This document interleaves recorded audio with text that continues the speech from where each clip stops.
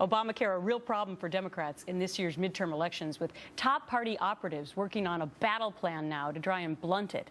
So their apparent strategy? Tell voters that the GOP will only make it worse. The deputy executive director of the Democratic Congressional Campaign Committee writing a memo to House candidates. It says, in part, the best way to push back on the attacks we know Republicans will launch over health care is to be on offense about what your opponent would do to health care while highlighting your commitment to fixing and improving the law.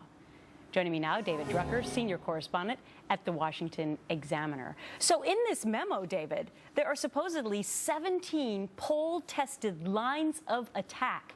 The Dems are going on offense, right?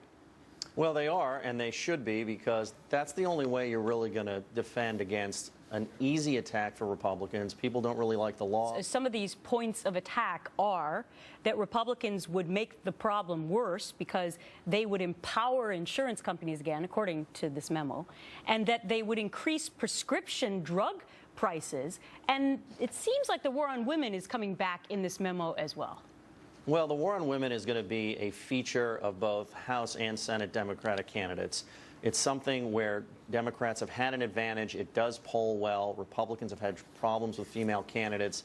And look, while they are going to go on offense with the health care law, if they can actually turn voters' attention to something else, it's going to be of benefit to them, and that's where the female strategy is coming from. Yeah, it's interesting because within this document, it shows that an internal Democratic poll recently conducted in Montana, where there is a close Senate race coming up, found that 65% of voters agree with this statement.